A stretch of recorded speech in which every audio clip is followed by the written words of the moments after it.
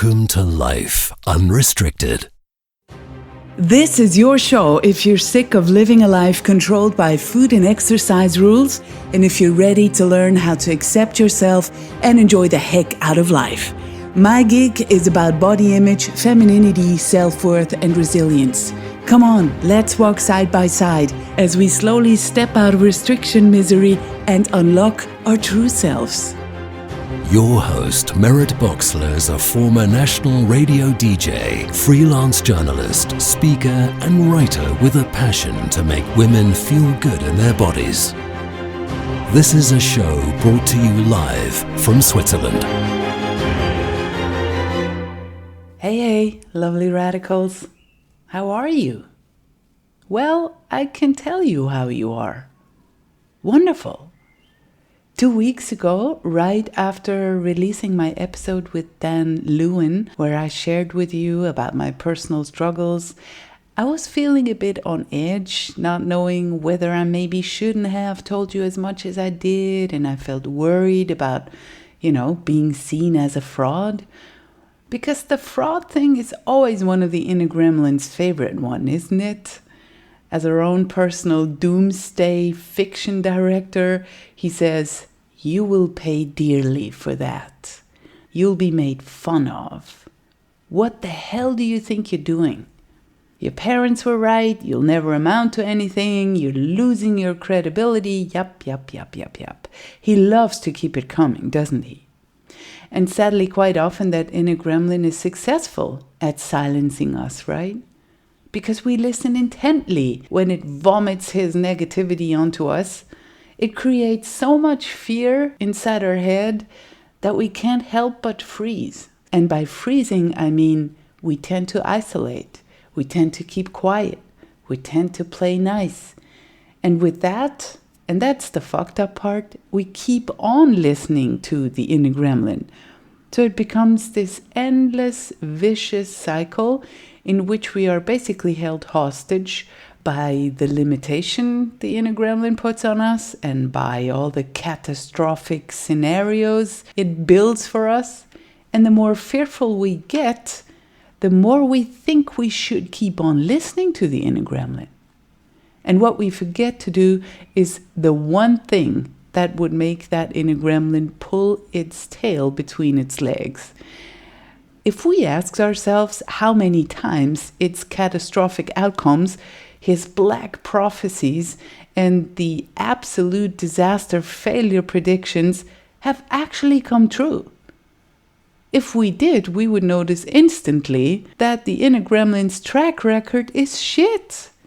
Its track record is worse than our worst mistakes we might ever have made in our lives.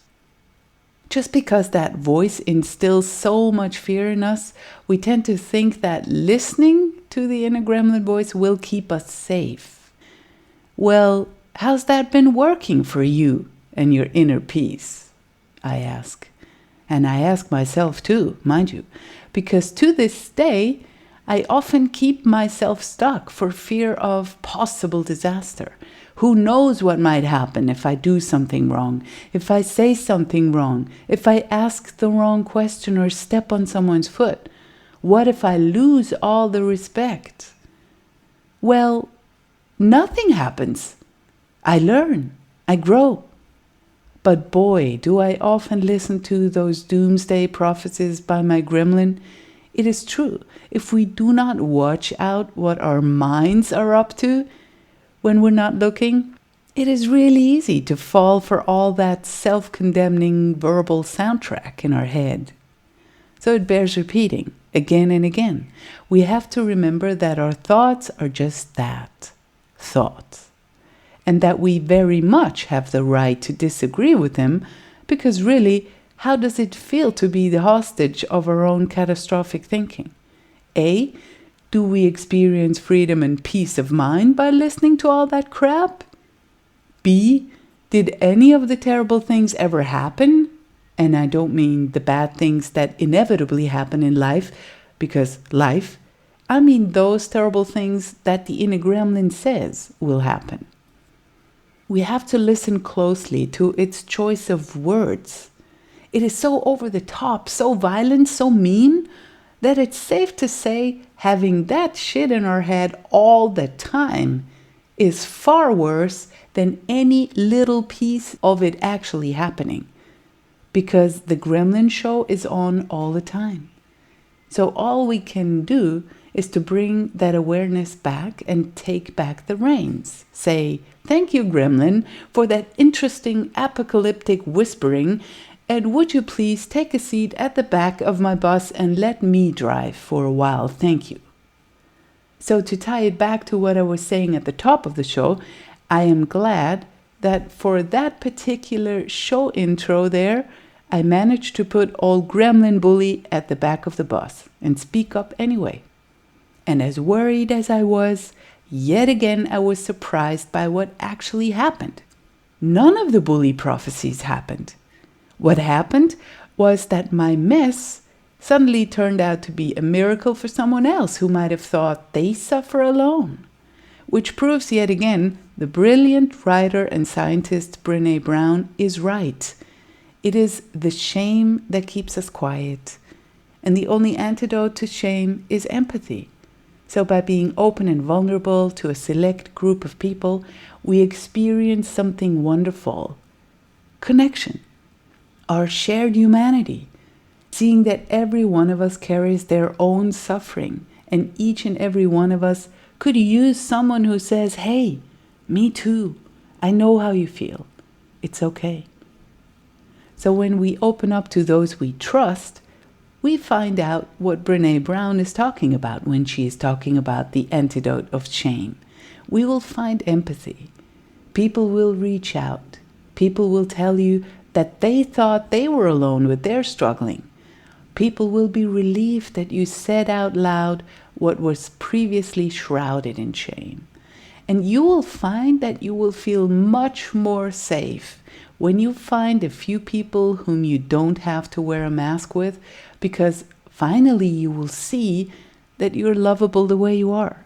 If you stay hidden behind a mask, ironically you will end up feeling more and more alone, more and more lonely, because you'll never know if you're loved for your mask or for who you really are. And that's an incredibly painful place to be. I know about that place. Even if you receive praise for your mask, you will feel increasingly empty inside, and that will lead to an increase of addictive behaviors of any sort. To numb out from that pain. 1 or 2 real, authentic, mask-free connections are worth 1,000,000 times more than any amount of likes or followers or admirers for something you're not. We all have a deep need for connection, and we all are also afraid of that because in our past, that might have been a painful experience. So I ask myself, how can we grow with this and take the best from what we have gone through? Well, we can be glad to know that it's not wise to just open up about every single detail to every single person. We know that. But we can now venture out and look out for people whom we can start sharing with. Without disrespecting our boundaries, we can learn that slowly we can open up. It's only you who decides who has earned your trust. And it's you who will realize that it is an act of self-love to share your struggles and worries with those you trust. And see, that's exactly what I experienced. Even though my gremlin told me that I would regret being so open with all of my listeners, I had an incredibly beautiful experience after sharing my struggles of late with you. Because surprisingly, so many of you were grateful that I did, because they felt understood or heard. And I would have never guessed that anyone could be grateful for that. That's why I was so doubtful. And some of the feedback I received made me choke up. I really had tears in my eyes, and those tears were pure gratitude for the actual connection that truly happens when we let go of any perfectionistic masks. So while I won't share all the details of my life with you on this podcast, and it's not necessary that I do, I might be more inclined to share a particular issue with you next time, because I had a good experience. And I hope that you can find out the same for you. Take a small step, see how good it feels, and maybe that will give you the courage to take another step, open up a little more. So for the moment, just let me tell you once again how you are. Wonderful. You're welcome.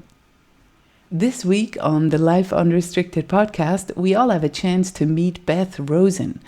Beth is a registered dietitian in private practice in Southbury, Connecticut, and virtually everywhere else. She subscribes to a non-diet philosophy to wellness, and she's a health at every size practitioner. Beth has an undergraduate degree in dietetics and a master's degree from Columbia University in New York City in nutrition education. She's been a registered dietitian for over 20 years. Currently, she works with chronic dieters who are struggling with the vicious cycle of dieting to ditch all diets, learn to eat fearlessly through self-regulation and intuitive eating principles, and respect and care for their bodies in order to reach the goal of living a healthy life, living in peace. Being a mother herself, she also writes about parenting teens, sustainable living, gardening, crafting. So I'm glad that I can pick her brains on so many interesting issues. And the first thing that I asked her was how she remembers her childhood from the angle of food and body. I don't remember how I felt before I became self-conscious, I would say. I was thinking back to a story that Virgie Tovar told where, I think it was on your podcast, where she undressed when she would come home from school in pre-K and run down the hall and shake her whole body and love the feeling of her whole body shaking. Have you heard her tell that story? Yeah, it was on my podcast. She jiggled. Yes, and I love that story, but I don't remember ever feeling that way in my body. I do remember the first time I felt like a switch in my brain went off where I chose to eat food when I wasn't hungry because it was there and because I didn't think I would get it again. So I remember that time, and I was probably around 8 or 9 years old. So you experienced some food scarcity in your house? I like to tell people, or especially my clients, I like to tell clients that I'm a third-generation New Yorker. I don't live there right now, but I can still consider myself a New Yorker. So I'm a third-generation New Yorker and a third-generation disordered eater. So where there was an actual scarcity in food, I feel like I might have been put on a diet from a very young age. Concern over my weight or what I ate at a young age. I don't remember when it started. I do remember that my first diet that I went on was when I was 9 years old, so I was in 4th grade. My mother supported it, and it was the hot dog diet. And I don't know if that ever made its way over to you, but no, the hot dog diet sounds awesome. Well, if you like hot dogs, which that's something I learned about dieting was if you don't like the food that's on that diet, how do you get through it? Right? Yeah, so any diet that is restricted to only one food is going to be terrible anyway. Even a brownie diet would be horrible after a while. So no matter what it is, really not a good idea. No, and the hot dog diet was, I believe, a 2 or 3 day diet where, yes, the bulk of the food you were eating were hot dogs, but you could also eat canned beets, and then there was a half a scoop of vanilla ice cream at night. And I don't remember any of the other things, but there weren't many, maybe 5 different foods a day, and that was it. And I can tell you, since that diet, I have not touched a beet. I think that they are disgusting because I felt forced to eat them, and I didn't like them, yet I did lose weight from that 2 or 3 day diet because I was 9 years old, and who goes on a diet at 9 years old? But I did. And of course it came back. As you know, that happens with diets, but that was the first one I ever tried. Do you remember why your mother wasn't supportive of this? Was she herself self-conscious? My mother had dieted since she was, I believe, 16, and she is one of those 1%ers who succeed at dieting, and not because the diet worked, but because she never went off of it. That's what I wanted to say. That's a thing I really I really get angry about, those 1 to 3% that usually, quote unquote, are successful at dieting. Those are not just miraculous wonders like, hey, the diet worked and then I went back to eating whatever I wanted and everything was fine. It doesn't work that way, but it usually isn't specified, because those 1 to 3 or 4% that are quote unquote successful are the ones that really stay obsessed for as long as they are being called successful. The success doesn't just happen. It costs a lot of deprivation and discipline in the worst sort of way to keep the weight off. And it takes a lot of mental space for as long as you're on that. So it doesn't come cheap or easy at all, right? No, and I believe it is her identity, that she is a really good, and I put good in air quotes, a good eater, and she's managed to stay very small for her adult life. But that's who she is. She's not, somebody who's gone out and pursued her passion. It has been diet and exercise for most of her life. That may not be how she sees it. I certainly don't want to villainize my mother. I love her very much, but her days and nights are tied up in her food rules. Yeah, no one ever woke her up to what she's actually missing. I think that could have happened to me easily as well, because I did that for 22 or whatever years, maybe even before that, because I was put on diets also when I was really, really young. But then I did it myself after 19 years old until only, recently. So I had to have people waking me up to what I am missing. And then I was starting to facing my fear and everything. And it's not easy, but it sounds like she doesn't even know that she's living in a prison. I think that the prison is worth it to her because she meets the ideal body. I think her perception of what makes a woman, in air quotes, good or worthy, again in air quotes, is your body size, and her body size fits the bill. Yeah, but that's what I mean when I say prison. I mean, exactly. That's far out, believing that. I mean, it gets to all of us. I understand that. And I'm so compassionate with her as well, with everybody, every one of us, But at the same time, it's so, so sad to hear that, because she could have been a very powerful woman and she wouldn't have had to define herself as a good, quote unquote, woman just by, matching a certain body type, because that's not what any of us came to this earth for, I believe. So that's what strikes me as really tragic every time I hear those stories, because it's really, wow, a person is worth so much more than that. And if they never see it, then of course they're going to stay in this prison cell on their own will. Right. And I think as an adult, for me, I have managed to switch from being angry, being resentful, to being compassionate for her, because I feel like I've risen above and evolved from the diet industry, and I can almost look down on the diet culture and say, this is bullshit. And she can't see that. She doesn't see it. So she's still in the thick of it, and I'm sort of up here in the clouds and freedom saying, look at me, I'm happy, and this is my body, and I can move it and do what I want and pursue my passions and live my life, and not focus on whether or not there will be vegetables at the next meal. If there are, there are. If they're not, they're not. I can move on and take care of myself, whether or not there are vegetables at the next meal. Do you know why she's not curious to know about that freedom, or maybe that she's been onto a bad idea, if you will? Because I asked Virgie as well, and she said people who have been invested in this for so long are so resistant to it because they're afraid of facing the reality that they might have gone down the wrong path all along, and that is so painful that they're not, willing to give that idea up. I think that's definitely part of it. I think the other part is, it's like I said, I'm a third generation disordered eater.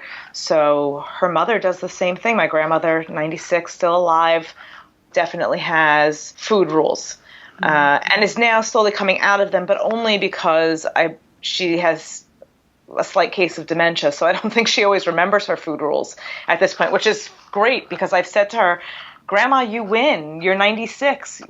You win. Eat the cake. Mm-hmm. You know what? What is she waiting for at this point? She's, towards the end of life and she still has it. So now eat the cake kind of thing. And now she is. Yesterday she ate a piece of cake and she said, you don't know what you're missing. And I said, I'm not missing anything. I eat cake too. So, but she said it to my mother and me. And I spoke very loudly and said, nope, I know what I was missing and I don't miss it anymore. So I enjoy the cake now. And your mother is just not having it? No, she's not. She's not.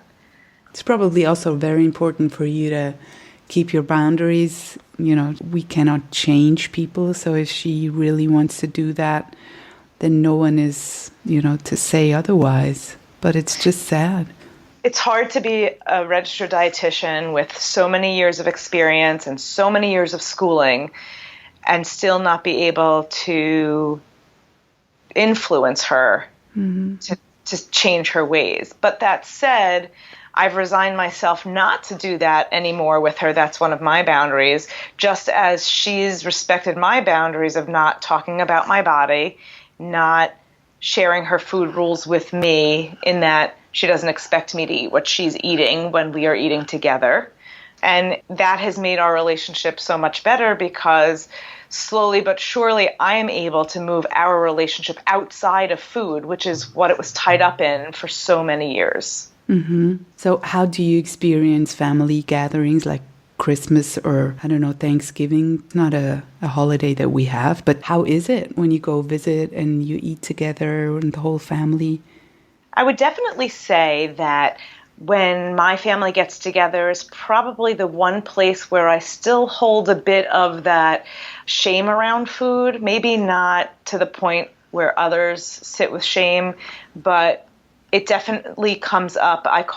You call it your inner gremlin, I call it my inner mean girl. So my inner mean girl definitely speaks up when family gatherings are near because that's where the judgment on my body and my eating started was with my family. Mm-hmm. The 9-year-old dieter was just the first diet. I dieted all through high school, all through college, all through my 20s and 30s. And it was part of my relationship with my mother. It affected relationships with friends, what restaurants we could go to, those kinds of things that come with when you restrict your food and you have rules that you refuse to break. But when it comes to my family, it's been a process of sharing with them about diets not working and restriction not being kind. And slowly but surely they hear it. Not everyone in my family is a dieter, but I believe we've all been affected by being raised by a dieter. So I'm the only girl, but I have brothers, and one was diagnosed with anorexia in high school. He was a wrestler, so he certainly jumped on the bandwagon. And the other brother, while not an official dieter, he does mention times when he restricts certain foods to bring his body to a certain place. So he fluctuates based on when he wants to change his body. And you experience that they are listening to you more than your mother, since they're younger than your mother as well, maybe more inclined to learn a different truth? I think they may be only because it's my job. So when we talk about our lives, I talk about not dieting and what I share with my clients and how I help chronic dieters get off that vicious cycle of dieting. And so they hear it, and I talk about body positivity, and I talk about how we need to raise our daughters to be more than their bodies. And my brothers both have daughters, and so do I. So I think it's important for them as men to support their girls in honoring their bodies and doing more with them than just how they look. Right? So using their brains and using their bodies as a vessel to make a difference in the world rather than using their bodies as an ornament or something to be looked at or something to be ogled. And that part I think they're hearing me on.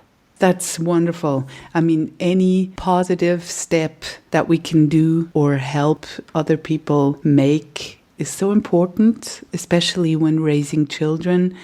And by the way, it's also important for men to learn that they are worth more than their muscles or bodies or six packs. Just the same, you know what I mean? Yes, men definitely experience body shaming, and I believe that it's increasing because we as women are starting to wake up to diet culture and maybe shunning it a bit more, and people aren't participating in dieting. So the diet industry may not be making the same amount of money it's been making, so their new target is men. Mm-hmm. All in all, it sounds like your mother is actually in the minority when you're all eating together because the others are at least curious. So there's no diet talk, I would expect. I shut it down pretty fast if it starts. It's funny. Yesterday we were together for birthdays in my family, and we were having cake, and someone, I don't remember if it might have been my grandmother, said to my daughter, "Look how long and skinny your legs are." And my daughter looked at me and said, "Don't, you're going to trigger her and she's going to start talking about body positivity again." She's aware that, anytime she's complimented for her body or anytime she's put down for her body, we talk about your body is not you. It's just the vessel in which you are to do good in this world. And so she knows that if somebody makes a body comment, she can brush it off. It's almost not important. Or at this point, it's a joke because, teenagers, they hear you and they don't want to agree with you. But when she says things like that, I know she's hearing me. So I was glad that she said it, even though, she was sort of making fun of me. Yeah, if you know how she meant it. And I mean, you know your daughter well. And do you experience... No, let's go back to your story first. So you told me that you started dieting when you were 9 with this ridiculous hot dog diet, and then you went through primary school and middle school and high school. How did that develop? I think because weight and body and food were such a focus in my house that any activity that involved eating, I felt nervous or shamed around. And that turned into this vicious cycle of dieting for me, where I would hear negative talk about my body, both by myself and by family members. I would find a diet to go on. I would inevitably lose some weight. I would get attention poured on me for the way I looked. And then there was something in me, and maybe this was this inner rebel that came out much later in life, but started as a little seed back then, that would say, well, screw this. I don't want to just get attention for how I look when I'm thin. And I would sabotage my diet and, of course, go off of it or gain weight. And I knew that the ridicule would come back, but I wanted so badly to be unconditionally loved regardless of my size that I would rebel against the diet, but then it would come back around again where I would crave the attention from my family, and so I would have to lose the weight. So it's sort of ironic that the smaller I got, the more attention I got. Yeah, that's terrible. That happens to almost everybody, that we get the most attention, that we crave. We all crave attention on some level. So we as girls especially, we learn that we can get it if we just look skinnier than before, whatever weight we are, just skinnier. And it's terrible because that kind of burns itself onto our hard drives, and all we know to do is dieting to get this attention, which of course leads nowhere because the attention, it fades away after a while. So either you regain the weight and get the ridicule back, or the compliments just don't keep coming. So either way, it's only anorexia that kind of would keep this concept up until you die. I mean, it's so tragic once we really think about it. It's so vicious to compliment people on their bodies. And it's really mean. It's just really mean. If you think about doing it to yourself, dieting to be smaller, that mean girl voice that you cultivate that just keeps telling you how bad you are, how you're not good at this, how you have to be smaller, how you're not doing enough, how you're not strong enough, how you have no willpower, all of those things. And that voice, just the chatter over time, takes over any other aspect of your life where there could be a kind voice in there that says, this is bullshit. We don't hear it because we're so focused on trying to please everyone else and then please this inner mean girl that we've created for ourselves. It's just awful that we do this to ourselves. And so many of us do this to ourselves. And for so many years. Yeah, true.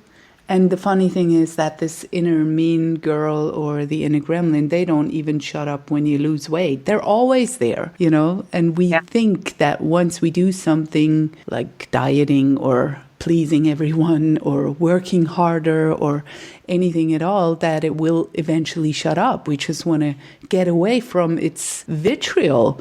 But it never shuts up. And somebody has to tell us that we have to learn to deal with it, because no matter what jean size you kind of diet yourself into, it will not shut up. It's never enough. I felt like the more I dieted, the smaller I got, the better I became at the diet, the louder the voice got, the more frequent it spoke up. It was almost in everything I did. Every time I passed a mirror or a window, I was checking. You know, did something pop out? Did that one bit of food make my body change? You know, and then I would obsess about that bit of food that might have been what caused me to gain a pound or lose a pound, depending on what I weighed in that day. That's what everybody says as well, that the anxiety and the obsession only develops with dieting. And funny enough, then when you diet and you weigh yourself all the time, you mirror check all the time, you suddenly focus on what kind of sizes you can buy, you know, with your clothes. And suddenly this whole focus shifts into that. And then, I'm sorry, but you're fucked anyway. It's so true. It's so true. And then from the diet that I did at 9, and I kept doing others, there was one diet I did in high school that at this point, it was a commercial diet that is out of business. I hope they're out of business, where I was eating probably around 800 calories, maybe less a day. Jesus and they Christ. gave you supplements and these fake muffin things that were basically a ball of fiber to sort of push things through. And I don't remember what was allowed on the plan, but I was a picky eater to begin with. And so all I ate was grilled chicken and cucumbers for probably, I want to say 6 months, maybe less than that, I'm not sure. But I was in high school, I was about 15, and I had gotten really thin, the thinnest I've ever been in my life, the lowest weight I've ever seen on the scale, that lasted for one day, and then it popped back up a bunch of pounds after that one day. But and that's the new kind of goal. And everything after that is just a failure because you're not as thin anymore. So it's... And I should never have been that low. I was going through puberty. Exactly. I should never have been that low. I was hurting myself. I was being driven to the center by my mother. I was encouraged to be on this plan. She was buying me the food and making the chicken for me. And I don't think she was trying to hurt me. My mother loved me. I think she was trying to protect me from fat phobia. And I think that probably is what ultimately holds her where she is fat phobia. I wanted to say, yeah, right. And so, again, I don't want to vilify my mother. I think she came from a place that she only knew what she thought was best for me because she came from it. Exactly. No mother is to blame. It's in all of us. Yeah. So that diet brought me to my lowest, and that became like, you know, when you're a runner, you have your personal best, your personal record. That was my personal best. But I think what happened at that point, after that diet, it was so hard to sustain, and I was doing it during school, and then summer came and I went away for the summer, and I gained a lot of the weight back over the summer because, of course, it was completely unsustainable what I was doing.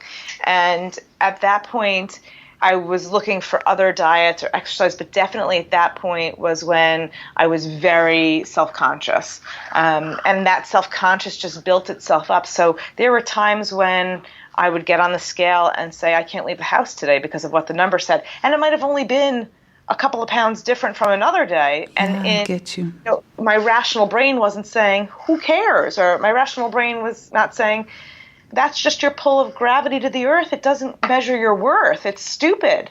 You know, and it took me decades before I could dump the diet mentality, but that particular diet really built it back up. Once you're in there, it gets all consuming. And as you said, that new quote unquote best gets to be the benchmark. Against everything is kind of measured after that. So you don't ever get to feel okay again unless you really hurt yourself. So it's interesting how many people have the same stories. You know, they vary, but it's still the same story. And I can relate to that. You know, when I was at my thinnest, when I was at that weight that I once would have thought would make me so happy, I was the most miserable, the sickest, the coldest, and the most self-conscious of all time. So nothing that was promised was ever there. And yet I was so obsessed by that point that I was even afraid to go back and let that go. So it's a double whammy, you know? You're afraid to let go, but you don't feel good either. Yeah, and I think that happens for a lot of people. The fear of letting go is really fat phobia, right? Mm-hmm. Because if we let go, we're going to get fat, and that's, in air quotes again, not good.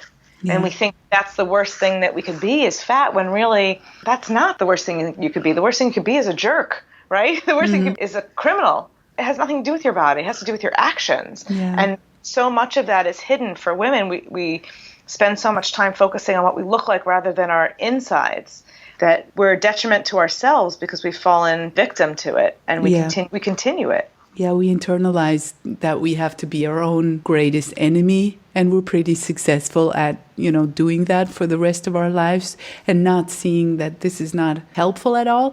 But also, I can understand why this is. Diet culture keeps telling us every day that the worst thing you can be is over a certain weight. Right. I noticed even walking through Target, which is a big superstore here in the States, walking through Target, there was a display for scales, of course, because it's January, so it's National Dieting Month. And there's tons of exercise clothes, and the scales are up front. But even the numbers on the scale box were low.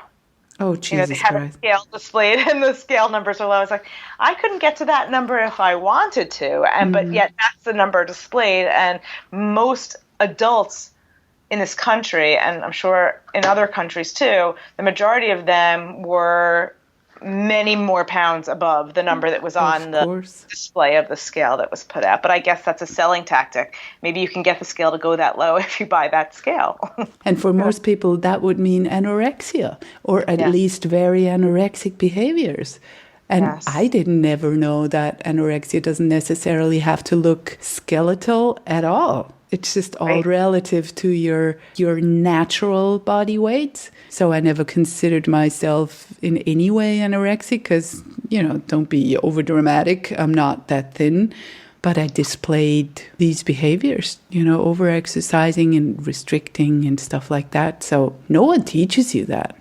No, I know. And even going into college, I didn't go in as a nutrition major. I went in because I wanted to do a major in art. And my parents said that that's not a career and you can't do that. You have to find something that's a career. Uh-huh. So I tried out a bunch of different majors and didn't like any of them. And then I had told my mother that I wasn't happy doing what I was doing, and she was the one who suggested, well, you know a lot about food, so why don't you look into a nutrition degree? I didn't even know something like that existed. Mm-hmm. But to go back to what you were saying about anorexia, one of the things that sat with me in that rebellion phase of my diet cycle was, that I was going to sabotage my diet because I just wanted them to love me for me. But another piece of it for me was I wasn't willing to, and not that many people can make this distinction, but I wasn't willing to break the rules, meaning go to a point of starving myself or purging in order to reach this goal that my mother had set for me. I wasn't willing to break rules. I was very much a rule follower, a truth seeker. It was upsetting me that I was expected to be a certain way but couldn't get there without, like you say, hurting yourself. Mm-hmm. I don't know if, there's plenty of research out there that says that eating disorders, they can be linked to certain personality traits. And I think I had some of those personality traits. I'm certainly sensitive. I'm certainly a perfectionist. And I was ripe for one based on the way I was being raised.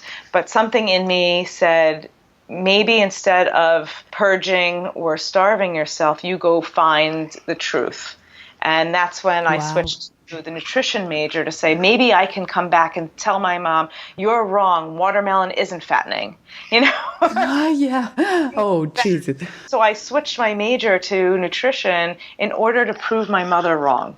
And maybe also because you were wishing to find a magic bullet that would keep you thin, or wasn't that a part of it? If it was to find the magic bullet to keep me thin, or to find the magic bullet, find what would really work. What was the holy grail of eating and exercising in order to maintain a small body, and not doing it the way my mother was doing it because I didn't like her food choices. Like I said, I was a picky eater, and she was more of a low carb kind of person, and I love carbs. So I didn't want to follow my mother's form of dieting, so I wanted to be able to eat what I wanted to eat. So going to school, maybe to find a way where I can eat the way I like to eat and yet still pursue the holy grail of thinness or smallness was, I guess, my original purpose for going into it. You know, that rebellion piece again from that vicious cycle of dieting was telling me that maybe I could prove my mother wrong and find what actually worked for me. So I see some defiance in your personality as well.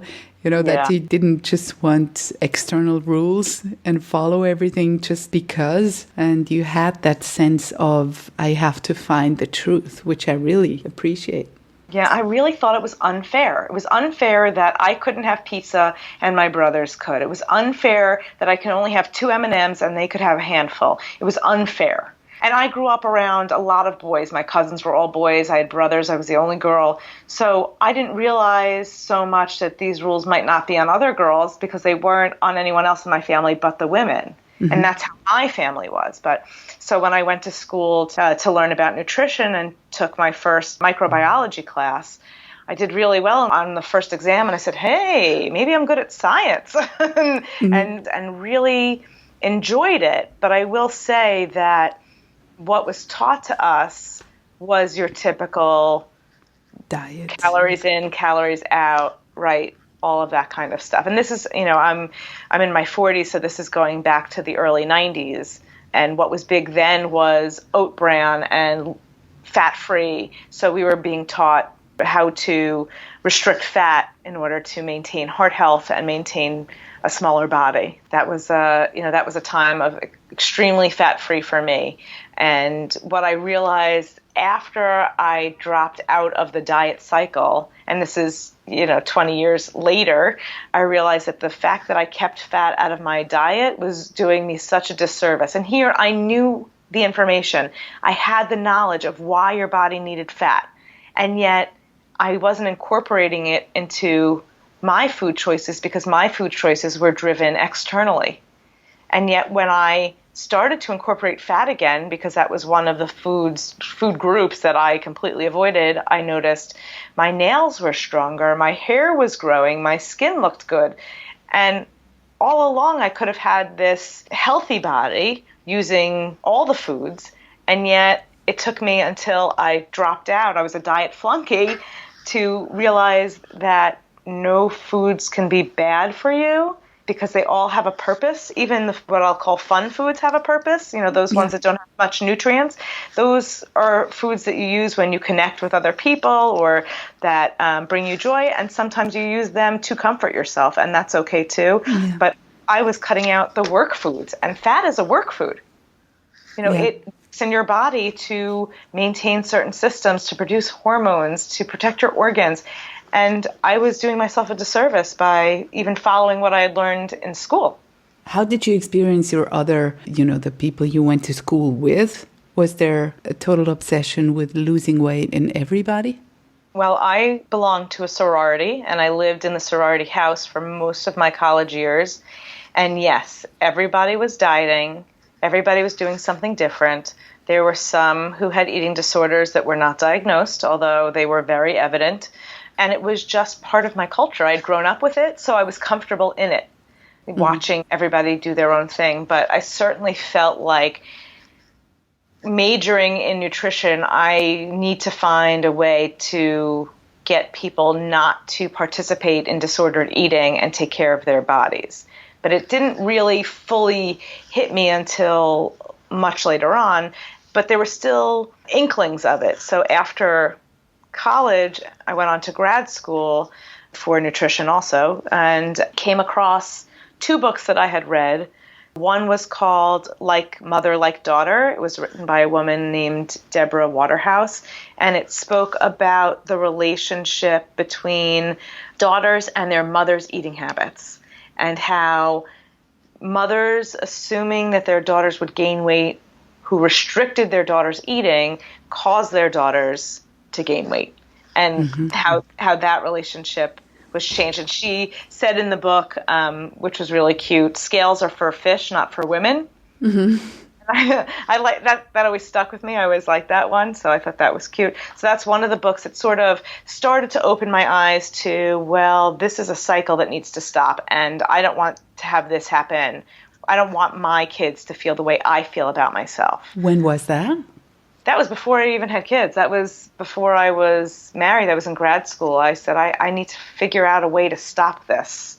So that was like more than 10 years ago. Oh, yeah. My son is 16. 20 years ago, there was that inkling of it. And then I read this other book by Jane Hirschman called Overcoming Overeating. Mm-hmm. I don't know if you've read that one. But her theory was that you find foods that are on your do not eat list and you fill your house with them. Stocking. Yes. And you eat them until you no longer want them, and then the stigma's gone from them. That's the general theme to it. And I love that idea, but at that point I wasn't willing to try it. Yeah, that's the point where I'm at with certain foods. I'm like, yeah, I think this works, but nah, I'm afraid. I use it with my clients. I call it fearless eating. And what I do is I have them make a list of all these no foods and put them on a list. And one by one do it. Not do everyone, but one by one. And I had this client recently who was obsessed with potato chips, and she did not want to try it. She was afraid, again, of being fat. That tends to be the theme that runs through our culture, that there's something wrong with being in a bigger body, which of course there is not. But so she had potato chips on her no list, and I told her to buy 3 bags of potato chips. And when the bags got down to only 1 bag in the house, to go back out and buy 3 more bags. So there was always potato chips in the house. How did she react when you told her that?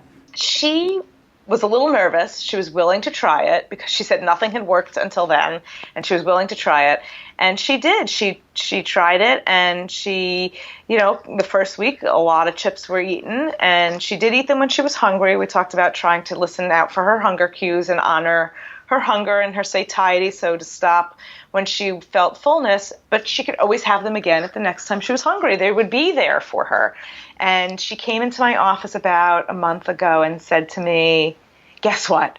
And I said, what? And she said, the chips in my house were stale when I checked on them. We did a happy dance and moved on to the next one on her list. And she trusts the process much more now that she tried it and she saw it worked. But, I went through the same process before I tried it on my clients with foods that had that kind of stigma attached to them. And when you're able to remove the stigma from your bad foods or your no foods or your shouldn't have foods list, then they don't hold power over you anymore. They don't call to you anymore. I don't know about you, but if there was chocolate in my house, I would be watching TV and my inner mean girl would be going, there's chocolate in the house, there's chocolate, go get chocolate, there's chocolate. Oh, yes. Of course. And now there's chocolate in my house and nobody calls to me. And when sometimes I'm hungry, I say, oh, there's chocolate, But what made you able to jump from being afraid to try what you read to trying what you read?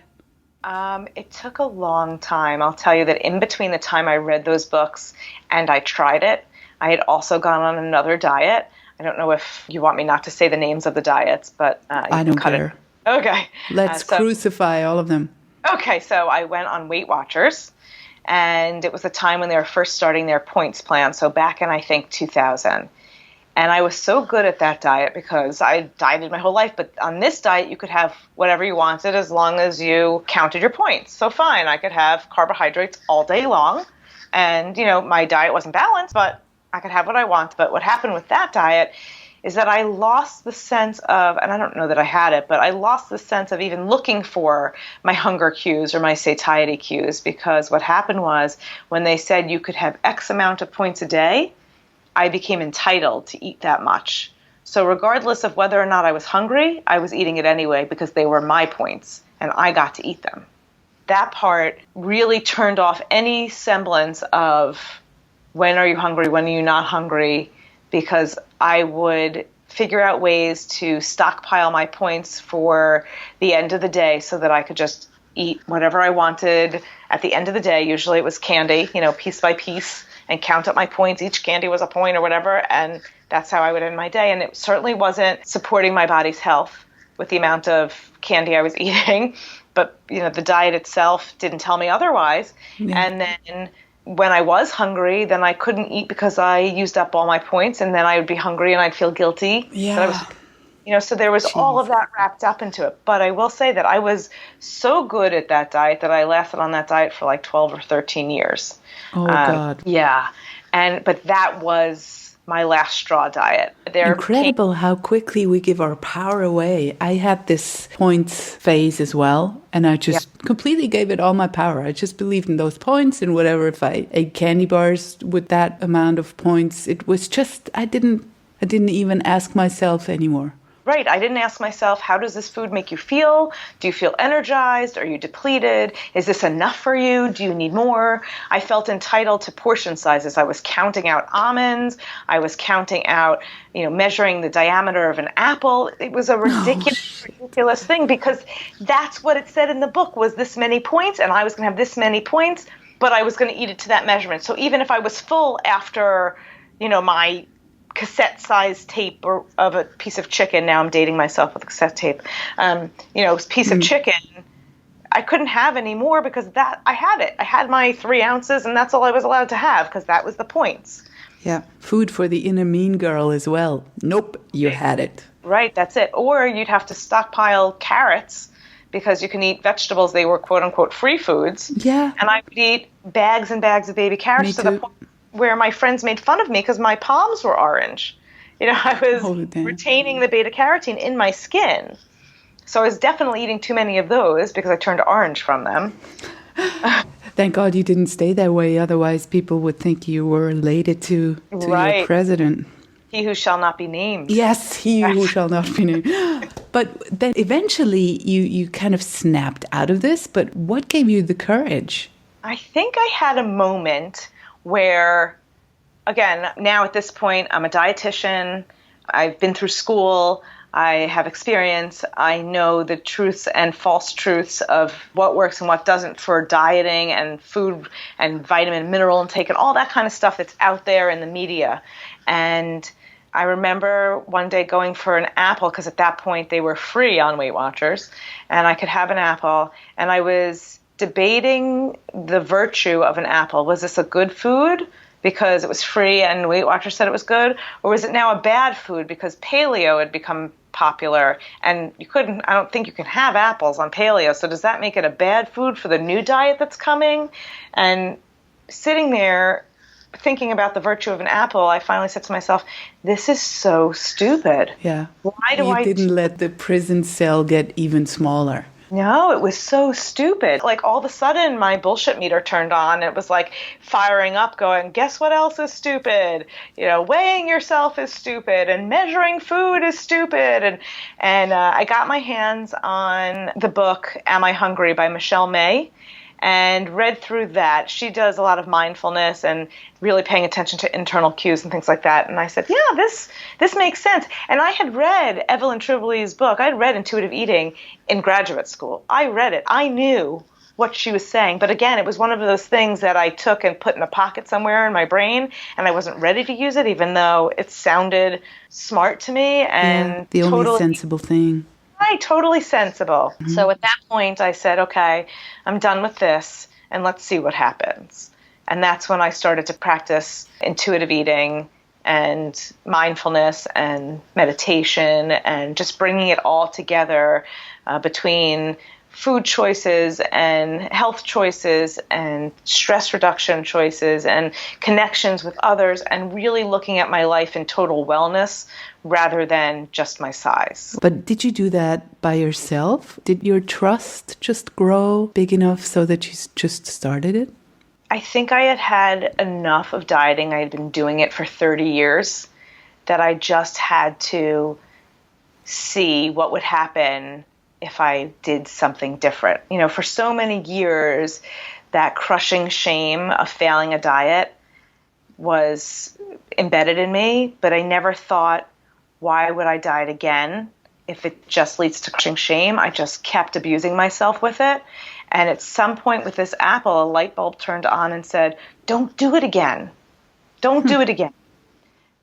Yeah. And so I didn't. And it does take a long time, as you know, and a lot of practice to turn that mean girl voice off, to shut down that inner gremlin. And not that she ever goes away, but you don't give her the same credence you once gave her. Yeah. That's practice. But it's also hard to not fall back. I keep falling back all the time.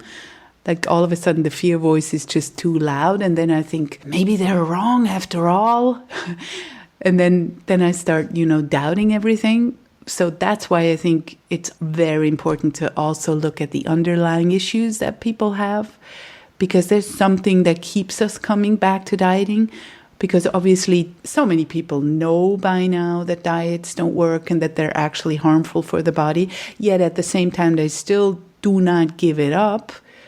And that, to me, shows clearly that there's some sense of fear inside that is related to self-esteem. Like, what if I'm not being accepted if I don't do this or if I look different?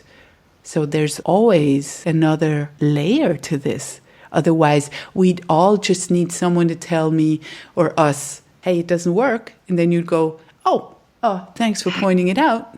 Why don't I stop this? But it obviously isn't that easy. Right. And I think part of it is when we've ingrained dieting within us, we use it as a coping skill for other things that come up in our lives. So if we are having a bad relationship, say, we know that we can control something by controlling our body with dieting. We might fall into some job stress, and we may not be able to know how to control the job stress or deal with a mean boss, but we know how to control our bodies. And I think for some, it's a coping skill, and it's, not a good coping skill, but it's a coping skill that so many have had for so long that it's just their autopilot to go forward with that. I think one way to get out of that is by recreating habits. There's this thing called neuroplasticity. It's where you can change how your neurons in your brain fire to change your habits.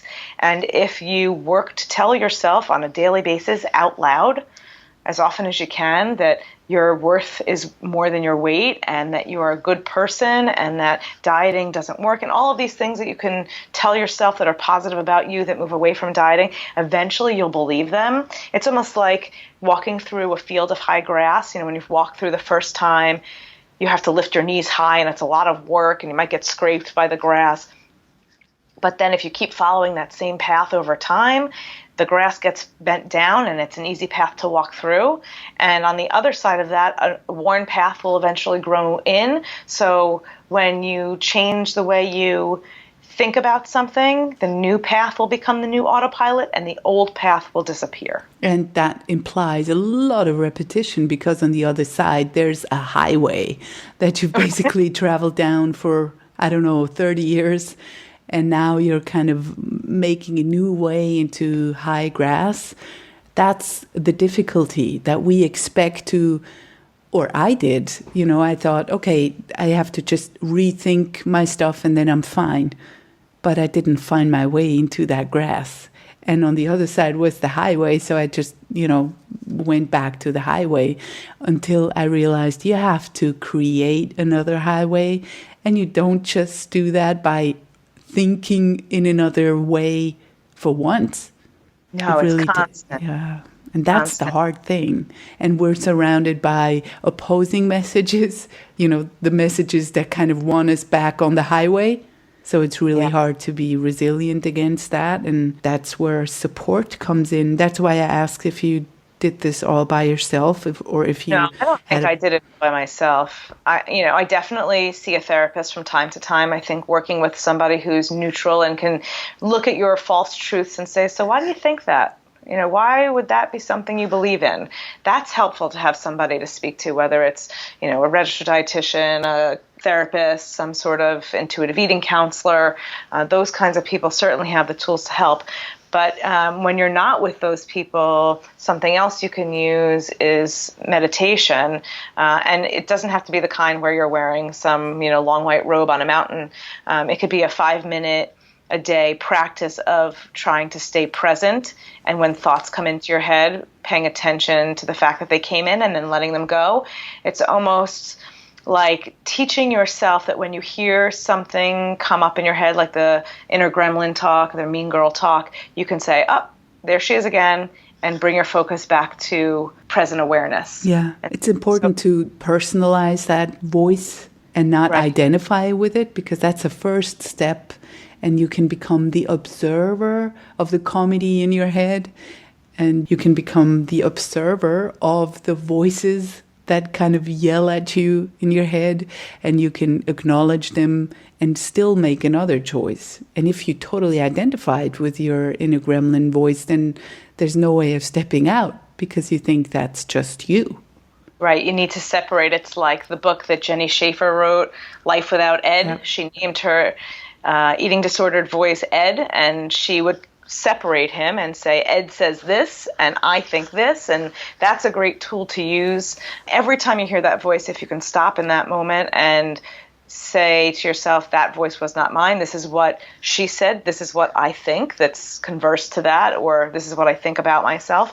So if you hear, oh, you're so fat, or you'll never be good enough at this size, you can say, my inner gremlin said that I'm not good enough, but I know that my body is not my self-worth, and that I am a good person, and I am doing good, and I have good relationships with people, and I strive to do good in my work, whatever resonates with you. Yeah. I made an interview with the co-author of that book, Life Without Ed, Jenny Schaefer's therapist, and he's called Tom Rutledge, and he wrote different books, and he was wonderful. So if anyone wants to find out more about what Beth just said, please listen to episode 27, I believe it is, with Tom Rutledge. He goes into all the details about that ED voice, or, the inner gremlin voice, and how to deal with that. So I'm grateful you brought that up.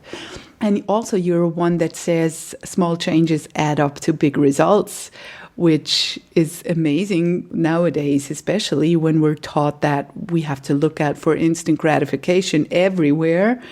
And we're kind of tricked by that, because long-term wellness all adds up, the small changes we do and the compassion we have to have for ourselves to take a step forward, maybe take half a step back, and take time to implement things and not expecting ourselves to just turn the world upside down in a day. Yeah, I think a lot of people who come out of disordered eating or eating disorders are perfectionists, and moving from diet culture into non-diet culture, our counterculture that you and I are in, is not linear, as you said, and there's not an end to it. There's no finish line. There's no, you don't win the race and then you're done. It's a practice.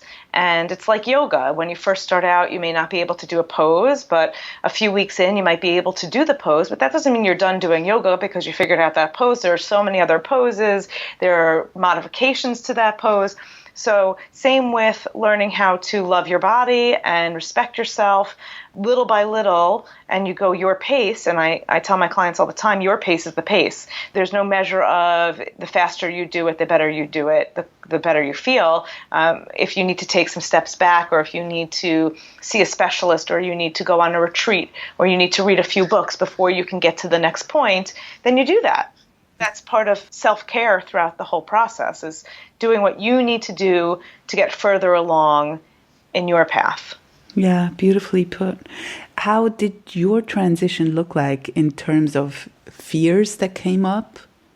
So when I first started practicing intuitive eating, I turned it into a diet. I'll admit that. I turned it into a diet. It became the hunger fullness diet. Oh, yeah. That's a common trap, right? Yeah, and again, I'm a perfectionist, so I was going to do it perfectly. If I was not hungry, I was not going to eat.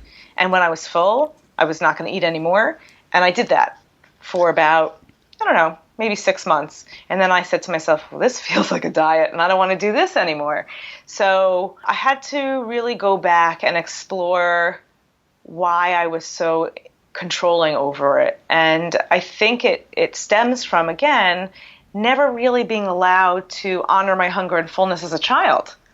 Yeah. And never having internal cues guide me in anything that had to do with food. So it was something I really had to relearn and listen out for. And once I did, it came more naturally. And then I was able to learn to be a little bit more compassionate with myself through some self-care tools and, again, working with a therapist. And that compassion allowed me to eat when I wasn't necessarily hungry or eat when I was going past the point of fullness for whatever reason it was. If it was, a holiday meal and there was something that was just so delicious, or I wasn't paying attention to how I was eating in the moment because I was busy connecting with others, I was able to give myself the space to go beyond the new rules. And I'm using air quotes again because they're not really rules, but they're a guideline, and sort of let myself off the hook. And what kind of fears came up as you did that? Certainly that I wouldn't be loved by my mother. Mm-hmm. Certainly that I would let her down. Another one, that my clients wouldn't take me seriously if my body was bigger. Because although I fit into straight sizes, I've gone up and down the scale of all of the straight sizes. And I worried that if I were to tip the scale into the next range of sizes, people wouldn't come see me. And then I think at some point I did find a bunch of other non-diet practitioners, and listening to them really helped me. So people like Christy Harrison is a big help to me. Yeah. Summer Innanen is a great rock your body kind of girl. I love them. Yeah. Yeah, I love that. And then I started using some of those tools in my practice. So when I have a client come in and for the first time and is starting to learn about this, the first person I send them to listen to is you. And you do? I do. I'm a super fan, so I listen to all of them. And you are the first podcast that I send my clients to. And the reason I do is because, Merit, you're walking through it and you're vulnerable. And you share that vulnerability with everybody, and you're relatable, and your experience resonates with others. And sometimes when you want to get off the diet cycle, you're alone, because in our culture, there aren't many who have found this. I mean, I feel like there is a bunch of us because I've curated my social media to the point where I only hear the non-diet speak, which is too. A lovely way to be. But then you go into the gym and people are talking about, diets and shakes and all those kinds of things. Mm-hmm. And I like to offer my clients an accountability partner or a friend, and that's you, because you're going through that. Oh, don't make me tear up. Thank you. It's great to have that. I love to listen to your podcast, but I love to share them just as much. Thank you so much. Sometimes I feel like throwing in the towel, because I think, when I don't make a lot of progress, then I'm like, I keep repeating myself, this must be boring, or my language skill is ridiculous, or some inner gremlin stuff again. And then it's always good to hear that someone appreciates it so that I can, keep going despite the gremlin, so to say. Internalize it. Yeah, I'm working on it. You'll get there. Your pace is the pace. Yeah, you're right. And I want to get into a certain point that I cannot speak of with a personal experience, and that is being a mother. And as you know, I'm not a mother. I'm simply a bystander, but I can see just how much women are literally, that's what I think, robbed of their actual experience of becoming a mother and the almost indescribable miracle their bodies have accomplished. Because in this diet-obsessed world we live in, instead of respect and amazement, there's now only the focus on how to not look like a mother, which is crazy. And then when you stop to think about it, the insanity of it all becomes painfully clear. And for a lack of personal experience, please let me hear your thoughts on body image relating to motherhood. I think it's really important. I think that it was really important for me, and I believe I was able to do this, but there was something in me that said, don't let your kids know how much you hate yourself. Because I knew how much my mother didn't like her body, and she would say things to me like, look at my thighs, they're disgusting, they're huge. And then I would look at my thighs, and they were bigger than hers. So if her thighs were big and disgusting and huge, what must my thighs be? Yeah, I relate to that. And I felt terrible about my body because it was bigger than hers. And she felt terrible about her body. So what must that say about my body if she was feeling terrible about hers? And I decided that buck stopped there. I was not allowing that to continue. That cycle definitely stopped well before I got off the diet cycle. I stopped talking poorly about my body out loud. Mm-hmm. That relates to the picture you recently posted on Instagram. You remember? You had a quote up that was by Anne Lamott saying the most profound thing we have to offer our children is our own healing. Yes. So, yeah, that resonates with me as well, because we certainly pass our fears along, and all we can do is try and work on ourselves if we have kids or not, because I could also pass it along to a younger girl, or whenever I talk badly about my body, it could affect someone just like you just described when your mother talked about her thighs. She didn't talk about your thighs, but you took it as the double proof that your thighs were even more out there and disgusting. Right. So, yeah, it's beautiful that you should mention that. And how has this developed over time? So I really was able to keep quiet. I definitely held true to that promise to myself that I didn't want to do this to my children, what was done to me. I will say that for probably half of their lives, and they're 16 and 13, half of their lives I definitely was more controlling about the food they were eating, not for weight management, but for nutrients. I really wanted them to grow with the healthiest food, the quality of food, staying away from quote unquote junk and things like that. I was very into healthy food for them. But not orthorexic? More. It might have been. I mean, it might have been at that point. It wasn't like if there was nothing else to eat, they couldn't have it, but I certainly wasn't bringing it into my house.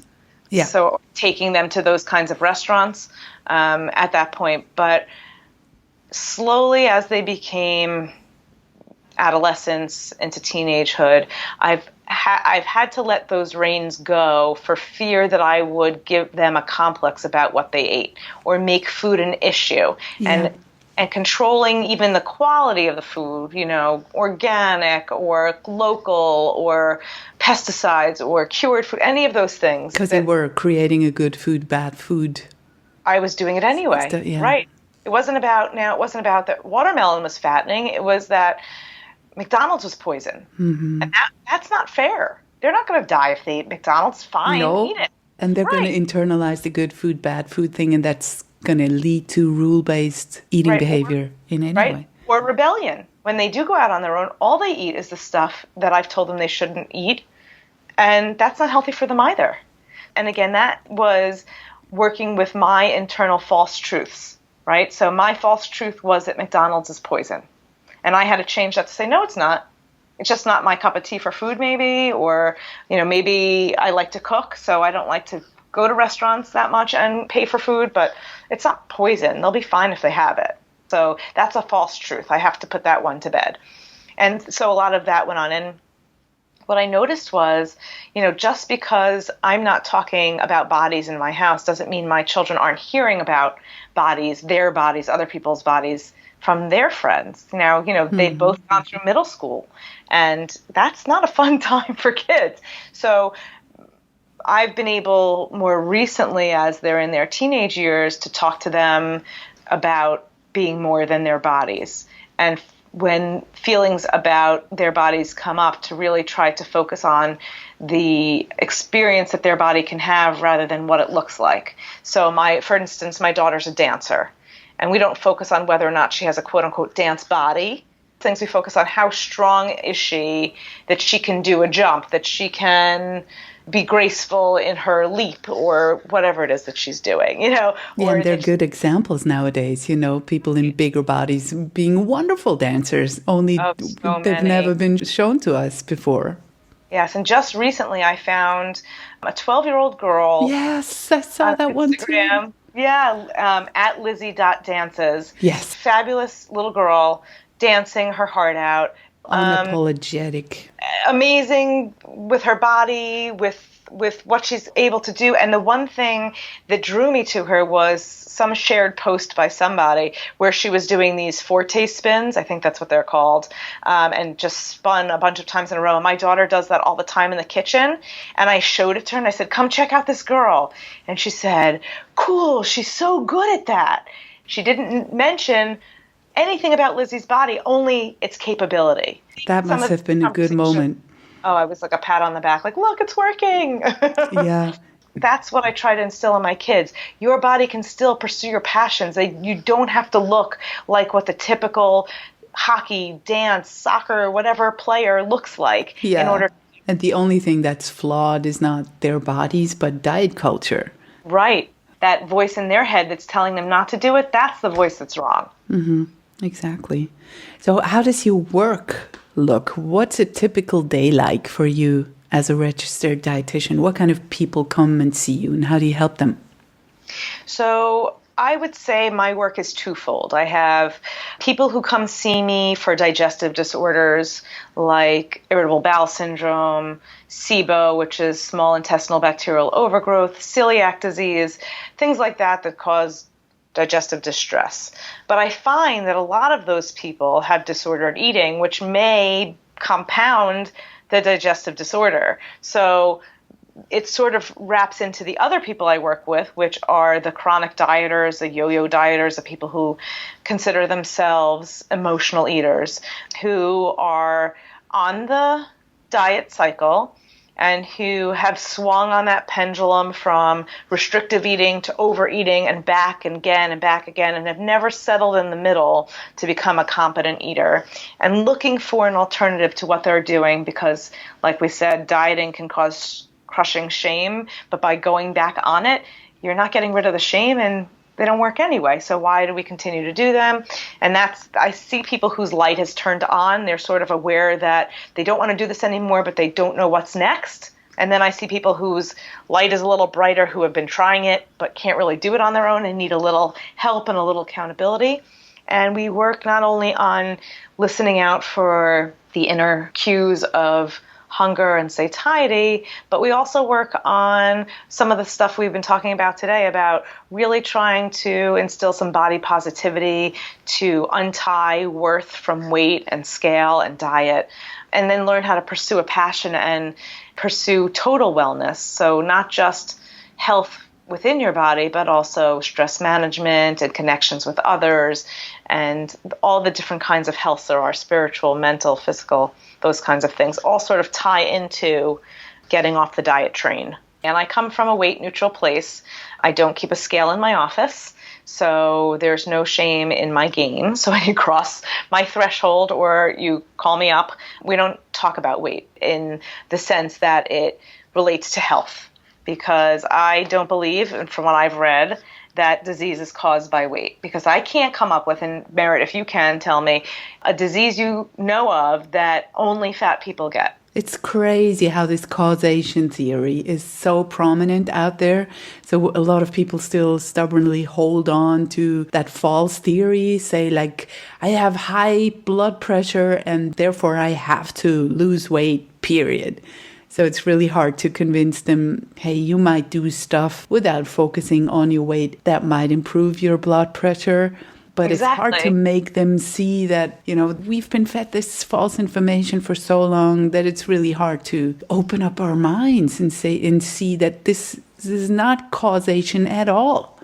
No, and for some of those people who decide to go on a calorie restrictive diet to reduce blood pressure could be causing other problems by restricting calories. But if you follow a guideline that reduces blood pressure, like fruits and vegetables and whole grains, you can reduce your blood pressure, and that's scientifically proven, without limiting your calorie intake. Still find the benefit of a reduced blood pressure. Yeah. And that's proven. But yet we'll still hear lose weight and exercise, lose weight, exercise. We all need people that tell us and that, hold our hand in the process of unlearning all these false truths. Yeah. So tell me, how can people find you if they want to work with you or find out more about you? You have a blog and you do amazing stuff. Oh, thank you. Well, you can come to my website. It's goodnessgraciousliving.com, and you can read about me there. You can connect with me there. You can email me at beth@goodnessgraciousliving.com. I also have a Facebook group called the Diet Free Community with Beth Rosen, it'll say. And I have an Instagram feed that has been completely curated to only have body positive and non-diet posts on there. So you can come follow me on Instagram. It's at Goodness Gracious Living. And you can also go on and then look through who I follow to curate your own social media account. Me, hopefully. You're there, of course. Woo! I will link to everything in the show notes, and I really love to be connected to you. It's not just fun, but also just good to know that you're out there. And I will link to all of that. But now I want to know what I always want to know from people. What would you like to be remembered for? See, I should have prepared because I know this is the question. I love it when people are not prepared. Otherwise, it's kind of fake. Right. So I think I go back to that whole truth seeker thing that I had when I was younger, and I'd like to be remembered for being authentic, for helping people for the sake of getting them off of the diet cycle and making them happy in their lives, rather than continuing on with feeding the diet industry. So I'd say I'd like to be known for my authenticity. Beautiful. And it's, your story in itself is proof that it's possible. You've been a diet victim forever, and you've tried everything, and you've been down that route and that route, just like I and many, many other people out there. So your story is hope-inducing in itself. So I Thank think you. I hope you're so. welcome. So. And by the way, I love your voice. Oh, thank you. What thank a beautiful you. I love voice. your voice. So thank you so much for your time. This has been so amazing. Oh, thank you. This was today's dose of badassery from Life Unrestricted. Find the show notes with links to everything we mentioned in this episode over at lifeunrestricted.org.